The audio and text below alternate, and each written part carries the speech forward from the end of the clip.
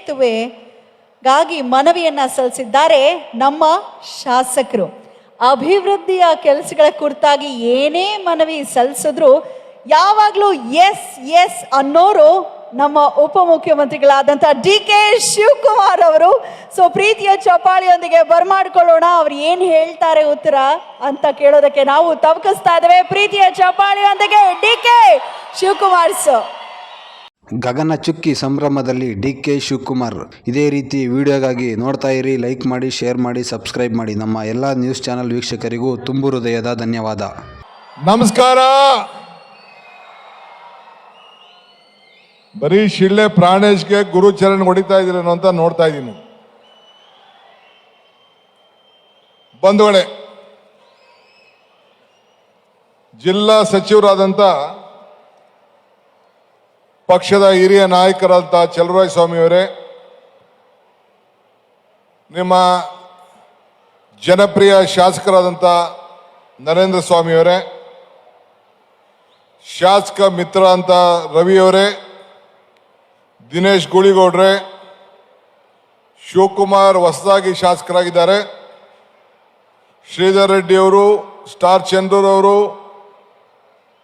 ಪುಟ್ಟಸ್ವಾಮಿ ಅವರು, ನಮ್ಮ ಜಿಲ್ಲಾಧಿಕಾರಿಗಳು, CEO ಅವರು, ನಮ್ಮ CNL MD ಮಹೇಶ್ ಅವರು, ನಮ್ಮ ಹಾಸ್ಯ ಕಲಾವಿದ ಅಂತ ಪ್ರಾಣೇಶು, ಬಸವರಾಜು, ನರಸಿಂಹ ಜೋಶಿ,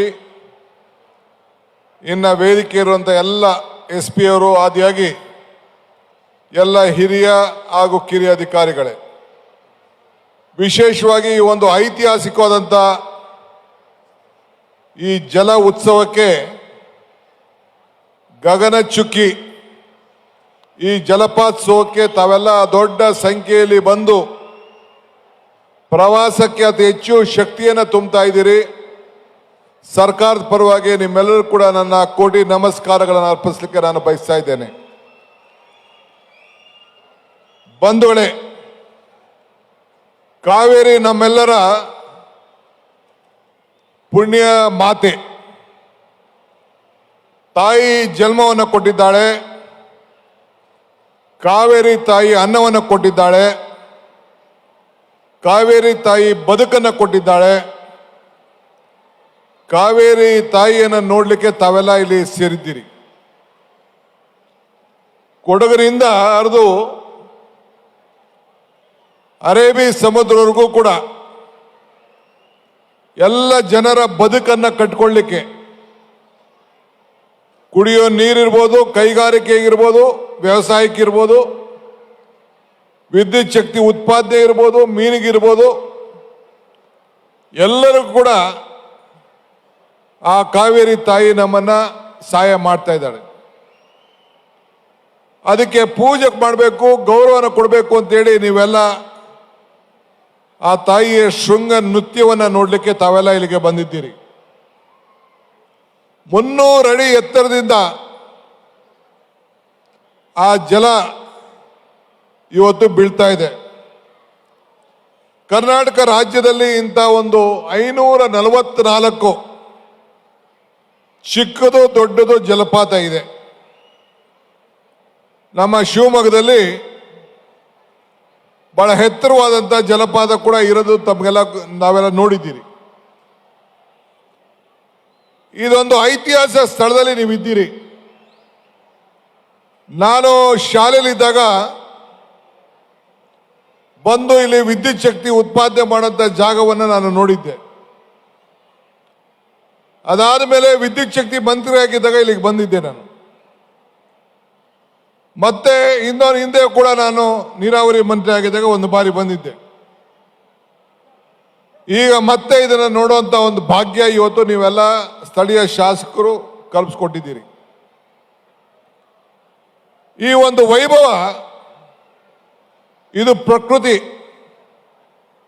ಕಡೆದರೆ ಆಕೃತಿ, ಆ ಪ್ರಕೃತಿಯನ್ನು ಪೂಜಿಸಿದರೆ ಸಂಸ್ಕೃತಿ. ಆ ತಾಯಿಯನ್ನು ನೆನೆಸ್ಕೊಂಡು ಆ ನೀರು ಇವತ್ತು ಕನ್ನಂಬಾಡಿ ಕಟ್ಟೆ ತುಂಬಿದೆ. ಜೂನ್ನಲ್ಲಿ ಮೊದಲನೇ ಬಾರಿಗೆ ನಾವೆಲ್ಲ ಆ ಬಾಗಿನ ಅರ್ಪಣೆ ಕಾರ್ಯಕ್ರಮವನ್ನು ಮಾಡಿದ್ದೇವೆ.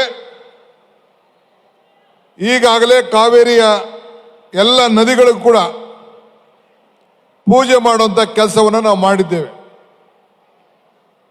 ತಮಿಳುನಾಡಿಗೆ 177 TMC ನೀರನ್ನು ಬಿಡಬೇಕು ಅಂತೇಳಿ ಆದೇಶ ಕೊಟ್ಟಿದೆ.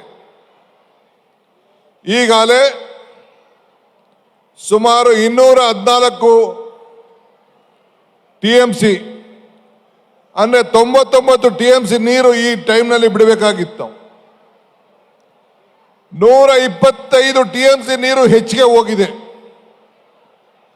ಇದನ್ನ ತಡಿಬೇಕು ಅಂತೇಳಿ ನಾನು ಮೇಕೆದಾಟು ಅಣೆಕಟ್ಟನ್ನು ಕಟ್ಟಿಸ್ಬೇಕು ಅಂತೇಳಿ ಹೋರಾಟವನ್ನು ಪ್ರಾರಂಭ ಮಾಡಿ ನಮ್ಮ ನಡಿಗೆ ಮೇಕೆದಾಟು ಕಡೆಗೆ ಅಂತ ಹೇಳಿ ನಮ್ಮ ನೀರು ನಮ್ಮ ಹಕ್ಕು ಹೋರಾಟವನ್ನು ಪ್ರಾರಂಭವನ್ನು ನಾವು ಮಾಡಿದ್ದೇವೆ.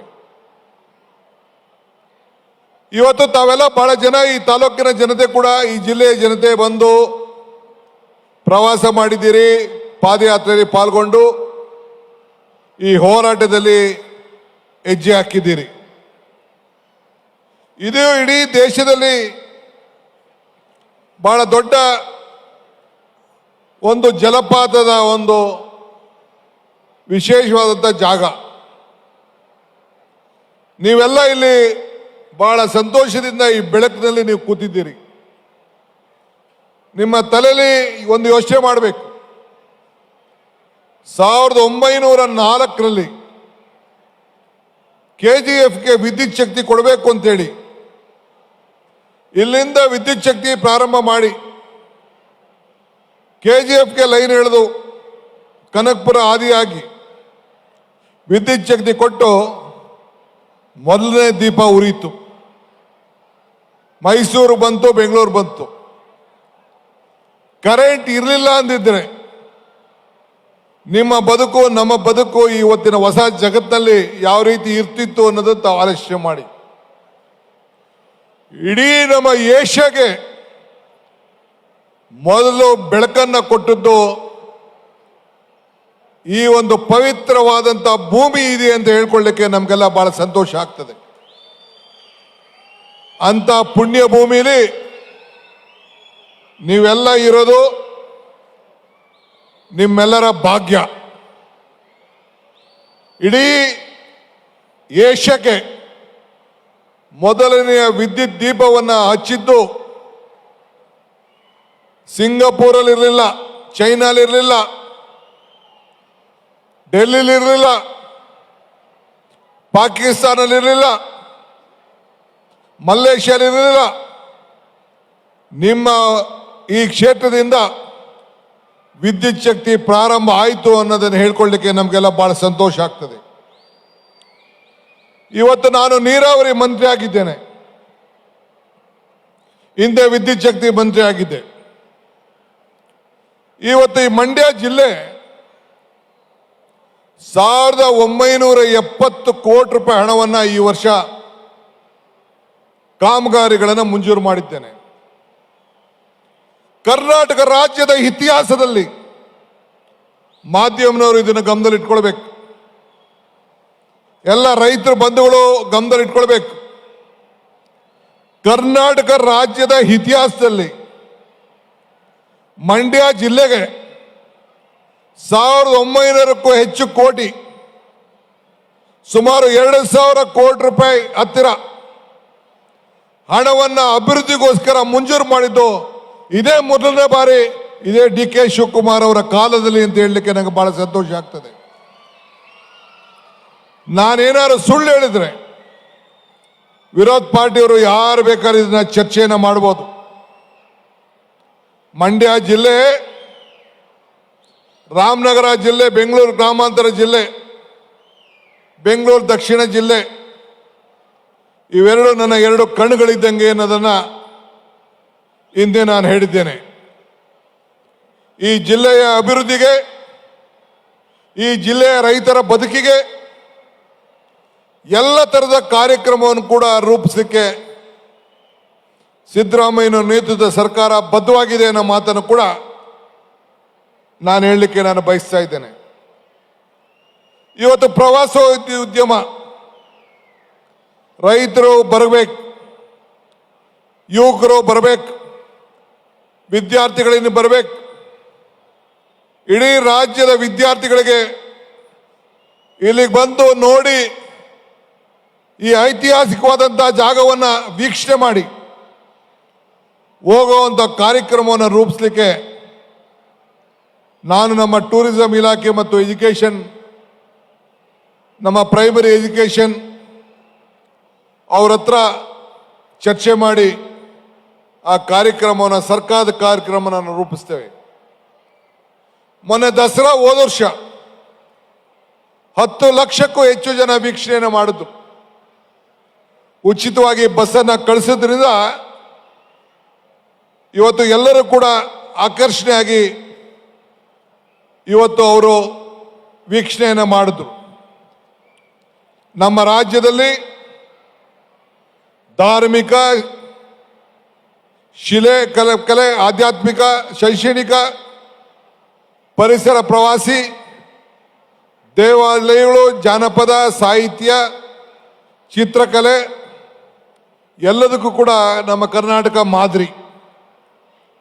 ರಾಜ್ಯದ ಪ್ರವಾಸಿ ನೀತಿಯನ್ನು ಕೂಡ ಬಹಳ ವಿಶೇಷವಾಗಿ ನಾವೆಲ್ಲ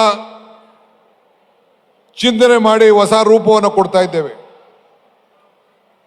ಇವತ್ತು ಹೆಗಡೆ ದೇವನ ಕೋಟೆ ಅಲ್ಲಿರುವಂಥ ನಮ್ಮ ಏನು ಡ್ಯಾಮ್ ಇದೆ, ಆ ಡ್ಯಾಮು, ಅಲ್ಲಿರುವಂಥ ಆನೆಗಳು, ಅಲ್ಲಿರುವಂಥ ಹುಲಿಗಳು, ಅಲ್ಲಿರುವಂಥ ಜಿಂಕೆಗಳು ಇಡೀ ದೇಶಕ್ಕೆ ಒಂದು ದೊಡ್ಡ ಮಾದರಿ. ಇದನ್ನು ನಾವು ಹಿಂದೆ ಕಾಕನಕೋಟೆ ಕಾಡು ಅಂತೇಳಿ ಆನೆಗಳನ್ನು ಹಿಡಿದು ಇವತ್ತು ಅದನ್ನು ಒಂದು ವಿಶೇಷವಾದಂಥ ಅಧ್ಯಾಯವನ್ನು ಮಾಡಿದಂಥ ಇತಿಹಾಸವನ್ನು ನಾವೆಲ್ಲ ನೋಡಿದ್ದೇವೆ. ಇವತ್ತು ಪ್ರವಾಸ ಕ್ಷೇತ್ರದಿಂದ 1.5 ಲಕ್ಷ ಉದ್ಯೋಗವನ್ನು ಸೃಷ್ಟಿ ಮಾಡುವಂಥ ಕೆಲಸವನ್ನು ನಾವು ಮಾಡ್ಕೊಂಡು ನಾವು ಬಂದಿದ್ದೇವೆ. ಇವತ್ತು ನಾವು ಕಾವೇರಿ ಆರತಿಯನ್ನು ಕೂಡ ಮಾಡಬೇಕು ಅಂತೇಳಿ ಈಗಾಗಲೇ ಕಾರ್ಯಕ್ರಮವನ್ನು ರೂಪಿಸಿ ಈಗಾಗಲೇ ಯೋಜನೆ ತಯಾರಾಗ್ತಾ ಇದೆ. ಕೆಲವು ಕೋರ್ಟಿನ ನಿರ್ಬಂಧಗಳು, ರೈತ ಸಂಘದವರ ಅಡಚಣೆಯಿಂದ ಸ್ವಲ್ಪ ಬೇಗ ನಿಲ್ತು. ಆದರೆ ಪ್ರಾರ್ಥನೆಯನ್ನು ಮಾಡಲಿಕ್ಕೆ, ಪೂಜೆ ಮಾಡಲಿಕ್ಕೆ, ಆರತಿ ಮಾಡಲಿಕ್ಕೆ ಯಾರು ಕೂಡ ನಿರ್ಬಂಧ ಮಾಡೋಕ್ಕಾಗೋದಿಲ್ಲ ಅನ್ನೋ ಮಾತನ್ನು ಕೂಡ ನಾನು ಹೇಳಲಿಕ್ಕೆ ಈ ಸಂದರ್ಭದಲ್ಲಿ ನಾನು ಬಯಸ್ತಾ ಇದ್ದೇನೆ. ಇವತ್ತು ಈ ದೇಶದ ಒಂದು ದೊಡ್ಡ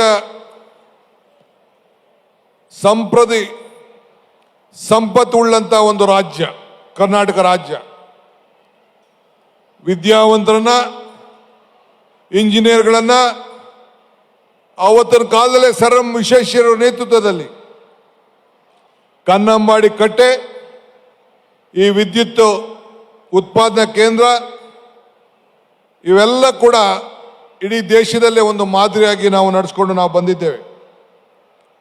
ನಿಮ್ಮೆಲ್ಲರ ಬದುಕಿಗೆ ಈಗಾಗಲೇ 5 ಗ್ಯಾರಂಟಿಗಳನ್ನು ನಾವು ಕೊಟ್ಟಿದ್ದೇವೆ. 5 ಗ್ಯಾರಂಟಿ, ಈ 5 ಬೆರಳು ಸೇರಿ ಕೈ ಮುಷ್ಟಿ ಆಯಿತು. ಈ ಹಸ್ತದಿಂದ ಇವತ್ತು ಅನೇಕ ವಿರೋಧಿಗಳ ಬಾಯನ್ನು ಮುಚ್ಚಲಾಗಿದೆ. ಈ ಕಾರ್ಯಕ್ರಮ ನಿಮ್ಮ 5 ಗ್ಯಾರಂಟಿಯ ಕಾರ್ಯಕ್ರಮ ನಿಮ್ಮೆಲ್ಲರಿಗೂ ಬದುಕಿಗೆ ಆರಂಭವಾಗಿದೆ.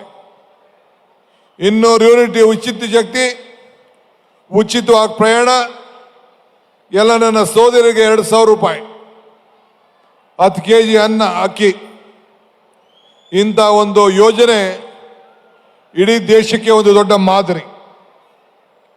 ರೈತರನ್ನ ಈ ಹಸ್ತ ಉಳಿಸ್ಕೊಂಡಿದೆ, ಈ ಹಸ್ತ ಮಹಿಳೆಯರನ್ನ ಉಳಿಸ್ಕೊಂಡಿದೆ. ಈ ಬೆಲೆ ಏರಿಕೆಯಿಂದ ಆಗ್ತಾ ಇರೋದ ತೊಂದರೆಯನ್ನು ಬದುಕಿಸಿದೆ. ಆದ್ರಿಂದ ಈ ನಮ್ಮ ಸರ್ಕಾರ ಮುಂದಕ್ಕೆ ಇಂಥ ಕಾರ್ಯಕ್ರಮವನ್ನು ಮುಂದುವರಿಸ್ಕೊಂಡು ಹೋಗ್ತದೆ. ಈ ಕ್ಷೇತ್ರದ ಜನಪ್ರಿಯ ಶಾಸಕರಾದಂಥ ನರೇಂದ್ರ ಸ್ವಾಮಿಯವರು ಈ ಭಾಗದ ಅಭಿವೃದ್ಧಿಗೆ ನನ್ನ ಹತ್ರ, ಮುಖ್ಯಮಂತ್ರಿಗಳ ಹತ್ರ ಬಂದು ಅನೇಕ ಬಾರಿ ಭೇಟಿಯನ್ನು ಕೊಟ್ಟು ಚರ್ಚೆ ಮಾಡಿ ಸುಮಾರು 300 ಕೋಟಿಗೂ ಹೆಚ್ಚು ಹಣವನ್ನು ಮುಂಜಾತಿಯನ್ನು ಮಾಡಿ ನಿಮ್ಮ ಕ್ಷೇತ್ರಕ್ಕೆ ಒಂದು ದೊಡ್ಡ ಕೊಡುಗೆಯನ್ನು ಕೊಡಿಸಿದ್ದಾರೆ. 300 ಕೋಟಿ ರೂಪಾಯಿ ಹಣ ಮೊನ್ನೆ ತಾನೇ ಕ್ಯಾಬಿನೆಟ್ನಲ್ಲಿ ನಾನು ಅಪ್ರೂವ್ ಮಾಡಿದ್ದೇವೆ. ಕ್ಯಾಬಿನೆಟ್ನಲ್ಲಿ ನರೇಂದ್ರ ಸ್ವಾಮಿ ಅವರ ಶ್ರಮದಿಂದ ಈ ರೈತರ ಕಾಲುವೆಯನ್ನು ಅನುಕೂಲ ಮಾಡುವಂಥ ಕಾರ್ಯಕ್ರಮವನ್ನು ಇವತ್ತು ನಾವು ರೂಪಿಸಿದ್ದೇವೆ. ಆದ್ದರಿಂದ ಮನುಷ್ಯನಿಗೆ ಮರಕ್ಕೆ ಬೇರು ಎಷ್ಟು ಮುಖ್ಯನೋ ಮನುಷ್ಯನಿಗೆ ನಂಬಿಕೆ ಕೂಡ ಅಷ್ಟೇ ಮುಖ್ಯ. ಇವತ್ತು ತಾವೆಲ್ಲ ಕೂಡ ನಮ್ಮ ಮೇಲೆ, ನಮ್ಮ ಸರ್ಕಾರದ ಮೇಲೆ ಅಪಾರವಾದಂಥ ನಂಬಿಕೆಯನ್ನು ಇಟ್ಕೊಂಡು ಇವತ್ತು ನೀವೆಲ್ಲ ಈ ಕಾರ್ಯಕ್ರಮಕ್ಕೆ ಬಂದು ನಿಮ್ಮ ಸೇವೆಗೆ ಅವಕಾಶವನ್ನು ಮಾಡಿಕೊಟ್ಟಿದ್ದೀರಿ. ಮನುಷ್ಯನಿಗೆ ಅಮೂಲ್ಯವಾದಂಥ ವಸ್ತು ಒಂದು ಮನಸ್ಸು. ಇವತ್ತು ಸ್ವಾರ್ಥಕ್ಕಿಂತ ಹೆಚ್ಚು ಮೌಲ್ಯವಾದದ್ದು ಒಂದು ತ್ಯಾಗ. ಈ ಎಲ್ಲದಕ್ಕೂ ಕೂಡ ಅಮೂಲ್ಯವಾದದ್ದು ನಂಬಿಕೆ. ಹಂಗೆ ನೀವು ಮಳವಳ್ಳಿ ಮತ್ತು ಮಂಡ್ಯ ಜನತೆ ನನ್ನ ಮೇಲೆ, ನನ್ನ ಪಕ್ಷದ ಮೇಲೆ, ನನ್ನ ಸರ್ಕಾರದ ಮೇಲೆ ನಂಬಿಕೆಯನ್ನು ಇಟ್ಕೊಂಡು ಮತ್ತೆ ಈ ಸರ್ಕಾರವನ್ನು 2028 ತರಲಿಕ್ಕೆ ಎಲ್ಲ ಥರದ ಸಹಕಾರವನ್ನು ತಾವೆಲ್ಲ ಕೊಡಬೇಕು. ನಿಮ್ಮ ಸೇವೆಗೆ ನಾವು ಬದ್ಧವಾಗಿದ್ದೇವೆ ಅನ್ನೋ ಮಾತನ್ನು ಈ ಸಂದರ್ಭದಲ್ಲಿ ಹೇಳಿ, ಜಿಲ್ಲಾಧಿಕಾರಿ ಇರ್ಬೋದು, ಸಿಇಒ ಇರ್ಬೋದು, DC ಇರ್ಬೋದು, SP ಇರ್ಬೋದು, ಜಿಲ್ಲಾ ಮಂತ್ರಿ ಮತ್ತು ನಮ್ಮ ಶಾಸಕರು ಎಲ್ಲ ಸೇರಿ ಬಹಳ ಉತ್ತಮವಾಗಿ ಈ ಜಿಲ್ಲೆಯಲ್ಲಿ ಕೆಲಸವನ್ನು ಮಾಡಿಕೊಂಡು ಬರ್ತಾ ಇದ್ದಾರೆ. ಅನೇಕರು ಶಾಂತಿಯನ್ನು ಭಂಗವನ್ನು ಮಾಡಲಿಕ್ಕೆ ಪ್ರಯತ್ನವನ್ನು ಮಾಡ್ತಾ ಇದ್ದಾರೆ. ನಮ್ಮ ಮಧು ಮಾದೇಗೌಡರು ಕೂಡ ತಮ್ಮ ಜನತೆ ಮೇಲೆ ಅಪಾರವಾದಂಥ ವಿಶ್ವಾಸವಿಟ್ಟು ಬಂದಿದ್ದಾರೆ. ನಮ್ಮ ಪಕ್ಷದ ಒಂದು ದೊಡ್ಡ ಕಟ್ಟಾಳವರು, ಅವರವರ ಕುಟುಂಬ ಕಾಂಗ್ರೆಸ್ ಪಕ್ಷಕ್ಕೆ ಒಂದು ದೊಡ್ಡ ಶಕ್ತಿಯನ್ನು ತುಂಬಿಕೊಂಡು ಬಂದಿದೆ. ಇವತ್ತು ಅವರು ಕೂಡ ನಿಮ್ಮೆಲ್ಲರ ಪರವಾಗಿ ಸ್ವಾಗತಿಸಿ, ನಿಮ್ಮೆಲ್ಲರೂ ಕೂಡ ಈ ಸಂದರ್ಭದಲ್ಲಿ ಶುಭವನ್ನು ಹಾರೈಸಿ, ಪ್ರಾಣೇಶ್ ಅವರು, ಗುರು ಕಿರಣ್ ಅವರು ನಿಮಗೆ ಬಹಳ ಸಂತೋಷವನ್ನು ನಗಿಸ್ಲಿಕ್ಕೆ ಪ್ರಯತ್ನವನ್ನು ಮಾಡ್ತಾ ಇದ್ದಾರೆ. DVG ಅವರು ಒಂದು ಕಡೆ ಒಂದು ಮಾತು ಹೇಳ್ತಾರೆ, ನಗುವುದು ಸಹಜ ಧರ್ಮ, ನಗುಸುವುದು ಪರಧರ್ಮ, ನಗುತ ನಗುವುದು ಅತಿಶಯದ ಮರ್ಮ, ನಗಿಸಿ ನಗುತ್ತ ಬಾಳುವ ವರವ ಬೇಡಿಕೊಳ್ಳೋ ಮಂಕುತಿಮ್ಮ ಅಂತ ಹೇಳಿ ನೀವೆಲ್ಲ ನಗನಗ್ತಾ ಇರಬೇಕು, ಸಂತೋಷವಾಗಿರಬೇಕು ಅಂತೇಳಿ ಪ್ರಾರ್ಥಿಸಿ, ನಿಮ್ಮೆಲ್ಲರಿಗೂ ಶುಭವನ್ನು ಹಾರೈಸಿ ನನ್ನ ಮಾತನ್ನು ಮುಗಿಸ್ತೇನೆ. ಜೈ ಹಿಂದ್, ಜೈ ಕರ್ನಾಟಕ, ಜೈ ಕಾವೇರಿ.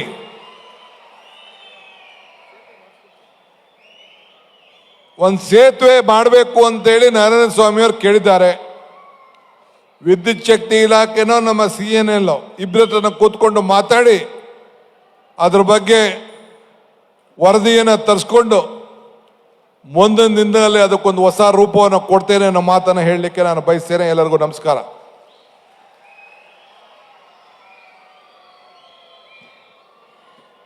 ನಲ್ಮೆಯ ವಂದನೆಗಳು. ಬಹಳ ಅದ್ಭುತವಾದ ನುಡಿಗಳನ್ನು ಆಡಿದ್ದಾರೆ. ಅವರಿವರೆನ್ನದೆ ಎಲ್ಲರಿಗೂ ಕೂಡ ಪ್ರೀತಿಪೂರ್ವಕ ವಂದನೆಗಳು. ಇಲ್ಲಿಗೆ 2000